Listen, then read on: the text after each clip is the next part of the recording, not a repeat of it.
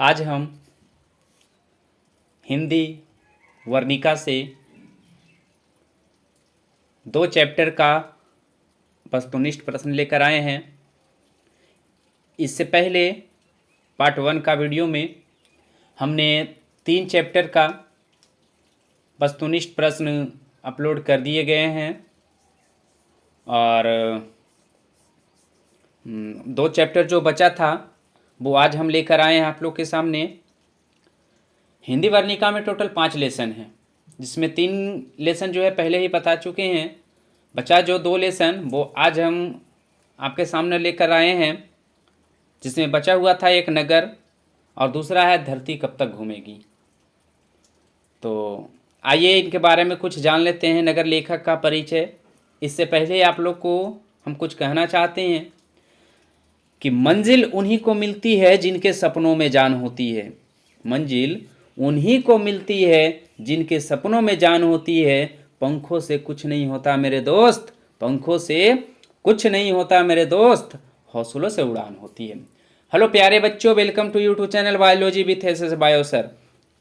आज हम वर्णिका से महत्वपूर्ण प्रश्न लेकर आए हैं। ये रहा आपके सामने। तो चलिए हम सबसे पहले नगर लेखक का हम परिचय जान लेते हैं क्या है। अगर देखा जाए तो नगर लेखक का जो परिचय है वो सुजाता का वास्तविक नाम एस रंगराजन है। एस रंगराजन है इनका जो वास्तविक नाम अगर देखा जाए तो एस रंगराजन है। इनका जन्म 3 मई 1935 ईस्वी को चेन्नई तमिलनाडु में हुआ था। अपनी रचना शैली तथा विषय वस्तु के द्वारा इन्होंने तमिल कहानी में उल्लेखनीय बदलाव किए हैं। तो चलिए आइए देखते हैं कि इससे किस तरह से प्रश्न बनते हैं। अगर बात किया जाए इसमें कि पहला जो है ये कहता है कि नगर शीर्षक कहानी का प्रमुख पात्र कौन है। नगर शीर्षक कहानी का प्रमुख पात्र कौन है, तो इसका जो सही आंसर होगा आपका होगा पापत्ती। कौन होगा? पापत्ती होगा। कौन होगा बच्चों? पापत्ती होगा। चलिए आगे देखते हैं। नेक्स्ट कहता है कि पापत्ती किस पर लेटी हुई थी। पापत्ती किस पर लेटी हुई थी? तो ये जो पापत्ती है वो स्ट्रेचर पर लेटी हुई थी। किस पर लेटी हुई थी? स्ट्रेचर पर लेटी हुई थी, है ना। चलिए आगे देखते हैं। नेक्स्ट कहता है कि पापत्ती की उम्र क्या थी। पापत्ती की उम्र क्या थी? तो पापत्ती की जो उम्र थी वो 12 वर्ष थी। कितने वर्ष की? 12 वर्ष की थी। चलिए अगला जो प्रश्न है वो कहता है कि पापत्ती किस कहानी की पात्र है। पापत्ती किस कहानी के पात्र है? तो ये है नगर की, है ना, नगर की। चलिए आगे देखते हैं। नेक्स्ट कहता है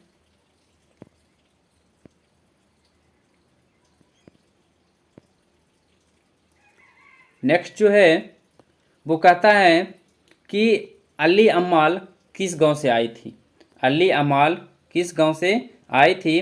तो ये अल्ली अम्माल जो थी वो कहाँ से आई थी? मुनांडीपट्ट से आई थी, है ना। कहाँ से आई थी?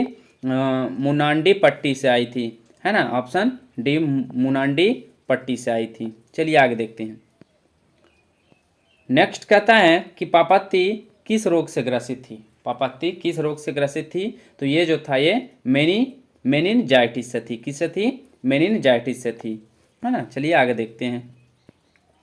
नेक्स्ट कहता है कि नगर किस भाषा की कहानी है। नगर किस भाषा की कहानी है? तो नगर जो है ये तमिल भाषा है। कैसा है?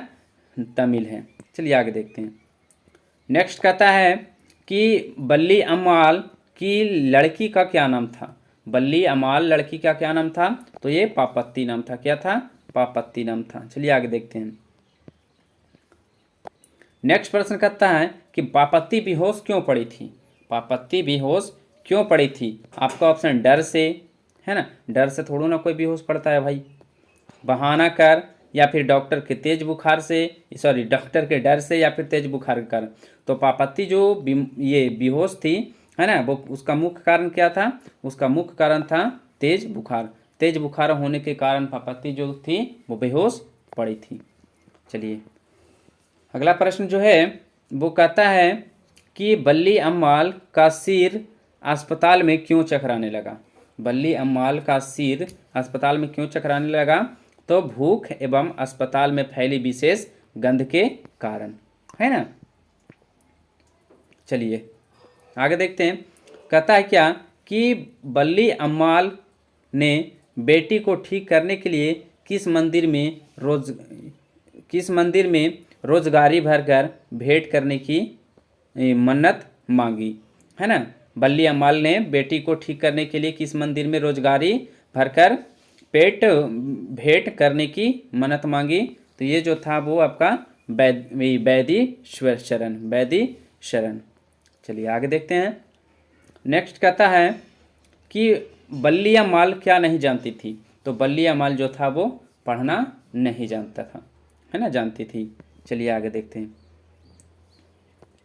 अस्पताल के सभी डॉट डॉट डॉट एक जैसे थे। तो अस्पताल के जो कमरे थे वो सभी एक जैसे थे। क्या थे? कमरे एक जैसे थे। साइकिल रिक्शा किस ओर बढ़ता जा रहा था, है ना। साइकिल रिक्शा किस ओर बढ़ता जा रहा था? तो बस अड्डा की ओर, है ना, बस अड्डा की ओर। कहता है कि पहले दिन पार्वती को क्या था? पहले दिन पार्वती को क्या था? तो ये बुखार था। क्या था? बुखार था। चलिए आगे देखते हैं। नेक्स्ट प्रश्न जो है वो कहता है कि बल्ली अम्माल को अपने कैसे पति पर गुस्सा आया, है ना। तो ये मृत पति पर गुस्सा आया था बल्ली अम्माल को। चलिए, है ना, ये मृत पर। चलिए आगे देखते हैं।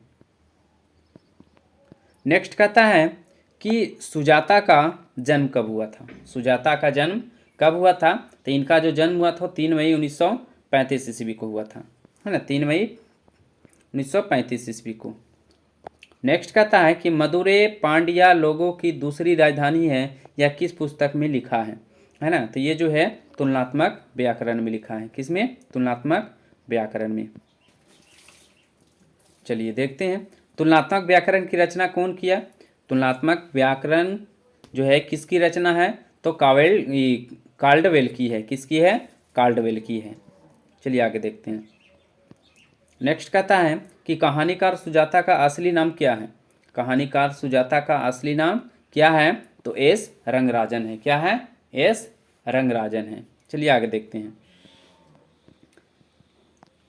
अगला जो है कहता है कि एस रंगराजन किस लेखक का पूरा नाम है? तो ये आपका सुजाता का। चलिए नेक्स्ट कहता है कि सुजाता अपनी रचना शैली किस चीज़ के लिए जानी जाती है ना। किस चीज़ के लिए जानी जाती है? तो ये जो है आपका विषय वस्तु के लिए, विषय वस्तु के लिए जानी जाती है। चलिए हिंदी व्याकरण भाग 2 वर्णिका से ये लास्ट चैप्टर है, लास्ट लेसन है। ये धरती कब तक घूमेगी, जिसका लेखक जो हैं वो सावरदैया है, जिनका जन्म 10 अक्टूबर 1948 ईस्वी को बीकानेर राजस्थान में हुआ था। राजस्थानी साहित्य में आधुनिक कहानी के आप प्रमुख हस्ताक्षर माने जाते हैं। पेशे से शिक्षक रहे श्री दैया ने शिक्षक जीवन और शिक्षण व्यवसाय से जुड़ी बेहद मार्मिक कहानियाँ लिखी, जो एक दुनिया म्यारी कथा संकलन में संकलित है ना। तो चलिए देखते हैं कि इससे किस प्रकार से प्रश्न बनते हैं, जिसमें जो है कि धरती कब तक घूमेगी शीर्षक का प्रमुख पात्र कौन है? तो ये है सीता। कौन है? सीता। चलिए आगे देखते हैं। नेक्स्ट कहता है कि धरती कब तक घूमेगी शीर्षक कहानी किसकी रचना है? तो ये है सावरदैया की, है ना, सावरदैया की। चलिए नेक्स्ट कहता है कि सावरदैया किस भाषा के प्रमुख कहानीकार हैं? तो ये जो हैं राजस्थानी। क्या है? राजस्थानी है। चलिए आगे देखते हैं। नेक्स्ट कहता है कि सीता किस कहानी का प्रमुख पात्र है? तो सीता जो है किस कहानी का प्रमुख पात्र है? तो ये जो है आपका धरती कब तक घूमेगी। है ना। नेक्स्ट कहता है कि सीता के बड़े लड़के का नाम क्या था, तो सीता के बड़े लड़के का नाम कैलाश था। चलिए आगे देखते हैं। नेक्स्ट कहता है कि सीता के कितने लड़के थे, है ना। सीता के कितने लड़के थे, तो सीता के 3 लड़के थे, है ना। चलिए आगे देखते हैं। अगला जो प्रश्न वो कहता है कि सीता का कौन सा लड़का हमेशा चुप रहता था, तो ये जो है सबसे बड़े लड़के, है ना, कैलाश बाबू। चलिए आगे देखते हैं। नेक्स्ट कहता है कि नाहर सिंह जी वाले दिन खाना खाते हुए सीता को क्या बिल्कुल फीकी लगी, है ना। सीता को क्या बिल्कुल फीकी लगी, तो ये जो है लपसी, है ना, क्या, लपसी। चलिए आगे देखते हैं। नेक्स्ट क्या कहता है कि किसकी पत्नी ने दाल का हलवा बनाया था, है ना। दाल का हलवा बनाया था। सोचिए, दाल का हलवा सुन के हमारे मुंह में पानी आने लगा, है ना। तो ये कैलाश की पत्नी ने, किसकी पत्नी, कैलाश की पत्नी ने दाल की हलवा। वाह क्या बात है, मज़ा आ गया नाम सुनकर। चलिए आगे देखते हैं। नारायण की पत्नी का क्या नाम था, तो ये था भवरी नाम था, है ना, भवरी नाम था। नाम भी बड़ा मज़ेदार ही है। चलिए, बिज्जू की पत्नी का क्या नाम था, तो ये था पुष्पा। बिज्जू की पत्नी का क्या नाम था, पुष्पा नाम था, झुकेगा नहीं, है ना। चलिए चलिए क्या कीजिएगा, आगे देखिए। नेक्स्ट कहता है कि किसे महसूस होने लगा कि आकाश अनन नहीं है। किसे महसूस होने लगा कि आकाश अनन नहीं है, तो ये सीता को महसूस होने लगा था। चलिए नेक्स्ट देखते हैं। नेक्स्ट कहता है कि सीता को किसने रसमलाई भेजी थी। सीता को किसने रसमलाई भेजी थी, तो ये जो है नारायण की पत्नी ने। किसने, नारायण की पत्नी ने सीता के लिए रसमलाई भेजी थी। चलिए नेक्स्ट कहता है कि सीता रुआसी क्यों हो गई, तो सीता जो रुआसी हो गई वो अपना काला ओढ़ना देखकर, है ना। चलिए आगे है। नेक्स्ट क्या कहता है कि भूनती हुई दाल देखकर सीता को लगा कि वह भी जा रही थी, है ना, वह भी जा रही थी भूनी। चलिए आगे देखते हैं। नेक्स्ट कहता है कि सीता के हाथ में अब क्या नहीं था। सीता के हाथ में क्या अब नहीं था, तो मरना, क्या, मरना। चलिए देखिए। नेक्स्ट कहता है कि सवाल किस चीज़ का है, तो सवाल जो है वो आपका रोटी का है। किसका है, रोटी का है। नेक्स्ट कहता है कि आज सीता के चारों ओर खुली है ना। आज सीता के चारों ओर खुली है, तो ये जो है हवा, क्या है, हवा है। चलिए नेक्स्ट कहता है कि धरती कब तक घूमेगी, यह कहानी कैसी है, तो ये जो है कहानी बबुआ ये सामाजिक है। कैसा है, सामाजिक है ना। चलिए नेक्स्ट कहता है क्या कि सावरदैया किस पाठ के कथाकार हैं, तो सावरदैया जो हैं वो धरती कब तक घूमेगी, धरती कब तक घूमेगी के रचनाकार हैं, है ना, या फिर आप कह सकते हैं कि कथाकार हैं। चलिए